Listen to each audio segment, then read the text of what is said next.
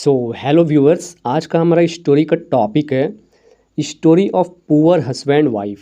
यानी एक गरीब हस्बैंड और वाइफ का ये स्टोरी है। इस स्टोरी की मदद से आप जितने भी ये रेड कलर में डिफ़िकल्ट वर्ड देख रहे हैं वो सीखेंगे, और साथ ही साथ आप सीखेंगे कि किसी भी इंग्लिश सेंटेंस को आप हिंदी मीनिंग में कैसे आप निकालेंगे और किसी भी सेंटेंस को आप इंग्लिश में कैसे बोलेंगे। इस स्टोरी की मदद से आपको इंग्लिश बोलना, लिखना और समझना आएगा। तो चलिए हम स्टोरी को शुरू कर लेते हैं। देखिए, पहला सेंटेंस है वन डे। ठीक है, वन डे का मतलब क्या होता है आप लोग को पता है। वन डे का मतलब होता है एक दिन। ठीक है, वन डे एक दिन। वाइफ आस्क्ड, पत्नी ने पूछा या फिर कहा। आस्क का मतलब आप लोग को पता है कहा होता है या फिर पूछा होता है। आस्क्ड यहाँ पे थर्ड पर्सन है। ठीक है, वर्ब थर्ड है आस्क। तो एक दिन अपनी पत्नी ने कहा, किससे कहा? हस्बैंड से, यानी अपने पति से कहा। बाय, बाय का मतलब होता है खरीदना। ठीक है, खरीदने के लिए बोला, क्या बोला? हर कॉम्ब, यानी उसके लिए एक कंघी। ठीक है, एक दिन अपनी पत्नी ने अपने पति से खरीदने के लिए बोला कंघी। सो का मतलब होता है इसलिए या फिर ताकि। ठीक है, सो का मतलब क्या होता है? इसलिए या फिर ताकि। दैट, की, दैट का मतलब कि सी कैन ग्रो, वो बढ़ा सकती है। ठीक है, वो कंघी खरीदने के लिए बोल रही है अपने हस्बैंड से ताकि वो बढ़ा सकती है। क्या बढ़ा सकती है? हेयर, हर हेयर, यानी अपने बाल को। वेल, यानी अच्छे तरीके से। And to be well groomed, ताकि वो अच्छे तरीके से अपने बाल को संवार सके, तैयार कर सके। वेल ग्रूम्ड का मतलब होता है संवारना या फिर तैयार करना। ठीक है, इतना आपको समझ में आ गया। आगे सेंटेंस है हर हस्बैंड, उसका जो पति था। कुड नॉट मतलब नहीं कर सका। अफोर्ड, सक्षम, यानी अफोर्ड नहीं था, यानी वो सक्षम नहीं था। बाय हर कम, मतलब कि कंघी उसके लिए खरीदने में उसके जो पति था वो सक्षम नहीं था, अफोर्ड नहीं था। एंड फेल्ट सॉरी, और वो बहुत दुखी हुआ। फेल्ट सॉरी का मतलब होता है दुख होना। ठीक है, फेल्ट फील का है सेकंड वर्ड फेल्ट, तो मतलब फील यानी लगा। ठीक है, फील्ट सॉरी, उसे लगा, बहुत उसे दुख हुआ। तो ठीक है, इस सेंटेंस का मतलब आपको क्या पता चल गया? One day wife asked husband, एक दिन अपने पत्नी ने अपने पति से कहा कंघी खरीदने के लिए ताकि वो अपने बाल को संवार सके, तैयार कर सके अच्छे से। बट उसका पति जो था बहुत ही गरीब था। ठीक है, और वो कंघी खरीदने तक में सक्षम नहीं था, इतना गरीब था कि, और उसे बहुत ज़्यादा दुख हुआ।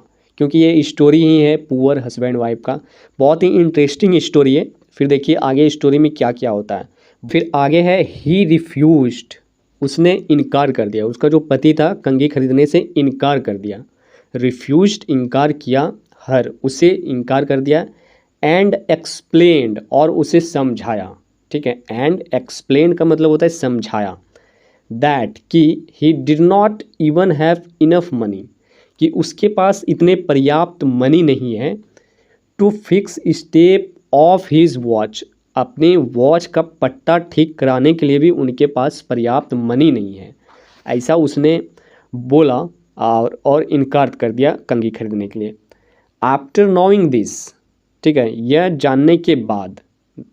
आफ्टर का मतलब बाद में, नोइंग का मतलब होता है जानना। दिस, यह जानने के बाद भी। She did not insist on her request, यह जानने के बाद उसने रिक्वेस्ट पे, यानी जो बात जो किया था कि मुझे कंघी चाहिए, इस बात पे उसके पत्नी ने जोर नहीं दिया।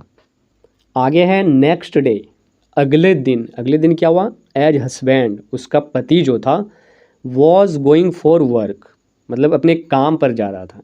अगले दिन क्या हुआ? उसका पति काम पर जा रहा था। He passed by watch shop, watch का जो शॉप था यानी घड़ी की जो दुकान थी उनके पास से वो गुजरा। एंड वेंट इनसाइड, और वो अंदर गया, घड़ी के दुकान के अंदर गया। To sold his damage watch, वो अपने डैमेज वॉच, जो उसका घड़ी का पट्टा खराब था, वो डैमेज जो था वो डैमेज वॉच को घड़ी के दुकान पे बेचने के लिए गया। सो दैट, ताकि वह he can buy come his wife, ताकि वह अपने पति के लिए कंघी को खरीद सके। वो हस्बैंड तो था, वो मना कर दिया था अपनी पत्नी से कि मेरे पास तो घड़ी का पट्टा ठीक कराने के लिए भी पैसे नहीं तो मैं तुम्हें कंघी कहाँ से ला कर दूंगा। लेकिन इसके बावजूद भी वो हस्बैंड मतलब गया, मार्केट गया और वो घड़ी की दुकान के पास से गुजर रहा था, तो वो घड़ी बेचने का फैसला करते हैं और वो दुकान के तरफ अंदर जाते हैं घड़ी बेचने के लिए, ताकि वो अपनी पत्नी के लिए कंघी खरीद सकें। ठीक है, फिर देखिए आगे क्या होता है, बहुत ही इंटरेस्टिंग स्टोरी है। इन इवनिंग, शाम में क्या हुआ, ही केम होम, वह वापस आया। ठीक है, शाम में वह वापस आया विथ कंघी के साथ, फॉर हिज वाइफ, अपने वाइफ के लिए जो कंघी लिया था। And he was very happy, और वो बहुत ज़्यादा खुश था कि उसने कंघी खरीदा था और अपनी पत्नी को देगा। To give this to his wife, वो बहुत ज़्यादा खुश था कि वो अपनी पत्नी को इस कंघी को देगा। सो दैट, इसलिए she can take better care of her long hairs, ताकि वह अपने लंबे बाल को बेटर कर सके, अपने बाल को केयर कर सकें। वो ऐसा सोचकर वो बहुत ज़्यादा खुश था कि वो अपनी पत्नी को कंघी देगा और अपने बाल को वो बहुत अच्छे से संभालेगी, ये सोचकर बहुत ज़्यादा खुश था। फिर देखिए आगे क्या होता है। आगे है, बट टू हिट सरप्राइज, लेकिन उसके लिए एक सरप्राइज था। ठीक है, जब वो घर वापस गया कंघी लेके, तो उनके लिए सरप्राइज था। ही साव दैट, उसने देखा कि हीज वाइफ, उसकी वाइफ जो है, हेयर वर कट शॉर्ट, उसकी वाइफ जो है अपने बाल को छोटा करा ली थी।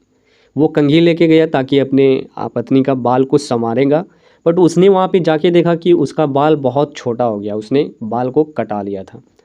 वैन ही आस्क्ड, जब उसने पूछा इस बात को कि why she got her hairs got out short, जब उसने पूछा कि तुमने अपने बाल को छोटा क्यों कराया, तो इस पे देखिए बहुत ही इंटरेस्टिंग, बहुत ही लवली रिप्लाई मिलता है, जो आपको सुन के बहुत लगेगा एकदम कि हाँ ये अजीब, ये एकदम ट्रू लव है, ऐसा उसने रिप्लाई दिया। देखो रिप्लाई में क्या दिया उसने, देखिए। सी रिप्लाइड विद अ स्माइल, उसने रिप्लाई दिया एक स्माइल के साथ। आई सोल्ड माई हेयर, मैंने अपने बाल को बेच दिया। And here is new strap of your watch, मैंने अपने बाल को बेच दिया ताकि मैं आपके लिए न्यू घड़ी का पट्टा ले सकूं। ठीक है, पति क्या करता है, अपने पट्टे को, घड़ी को बेच करके कंघी लाता है कि वो बाल संवारेगी, और यहाँ पे जब वापस आता है तो वो देखता है बाल कटा हुआ, तो पत्नी बोलती है कि आपके लिए घड़ी का पट्टा खरीदने के लिए मैंने बाल बेच दिया। तो इससे पता चलता है कि ये दोनों गरीब हैं, लेकिन इन दोनों के बीच प्यार कितना है, इससे पता चलता है। तो फिर देखिए आगे स्टोरी में क्या होता है। आगे है, tears came out from there eyes, उनकी आँखों से आंसू निकल गए। ठीक है, उनके आँखों से आंसू बाहर आ गए। नोट फॉर फर्टिलिटी, ठीक है, अपने काम को व्यर्थता ऑफ देयर एक्शंस, जो उसने काम किया था उसके हस्बैंड ने, अपने काम की व्यर्थता को देखकर उसके आंखों में आंसू नहीं आए, बट फॉर द लव, अपने प्यार के लिए आए। They had for each other, जो एक दूसरे के प्रति प्यार था वो देख करके वो दोनों के आंखों में आंसू आ गया। तो इस स्टोरी से हमें मोरल क्या मिलती है, सीख क्या मिलती है। लव इट्स समथिंग, ठीक है, love it's something and to be loved it's something, यानी प्यार जो है कुछ है, and to be loved it's something, और प्यार तभी कुछ है, but to love and to be loved in return is everything. जब अपने प्यार को दूसरे प्यार की तरफ से रिटर्न मिले तो वही सच्चा प्यार होता है। So never take love for granted, इसलिए अपने लव का, अपने प्यार का केयर करना चाहिए और उसका वैल्यू देना चाहिए। And always value the ones love you, और अपने प्यार को हमेशा वैल्यू देना चाहिए। लेकिन यहाँ पे लोग क्या करते हैं, चीज़ों को वैल्यू देते हैं और अपने प्यार को वैल्यू नहीं देते हैं। चीज़ें होती हैं यूज़ करने वाला, बट लोग उनको वैल्यू देते हैं। प्यार होता है फीलिंग करने वाला, बट उसको वैल्यू नहीं देते हैं। ये स्टोरी बहुत ही इंटरेस्टिंग था, बहुत ही मज़ेदार स्टोरी था, जिसमें कि बताया गया कि एक हस्बैंड था, बहुत ही गरीब था, और वो अपनी पत्नी उनको कंघी लाने के लिए बोलती है। कंघी जब नहीं लाता है तो वो उसका हस्बैंड जाता है कंघी लाने के लिए अपना घड़ी को बेच करके। जब वापस आता है तो इसने अपने बाल को बेच करके उसके लिए घड़ी लाया था। तो इस स्टोरी से हमें ये हेल्प मिलती है, ये सीख मिलती है कि एक दूसरे के बीच प्यार का कितना ज़्यादा कॉम्बिनेशन था। गरीब थे वे लोग, लेकिन बहुत ज़्यादा प्यार था। तो इसी टाइप के बहुत सारे इंटरेस्टिंग स्टोरी हमारे चैनल पे मिलेंगे। आपको स्टोरी पढ़ के मज़ा भी आएगा, और साथ ही साथ आप इंग्लिश को कैसे बोलना है और समझना है वो भी आप सीखेंगे इस चैनल के माध्यम से। तो हमारे चैनल को ज़रूर विजिट करें, सब्सक्राइब करें, और इस टाइप के बहुत सारे इंटरेस्टिंग स्टोरी के साथ आप इंग्लिश को सीखते रहें। Thank you.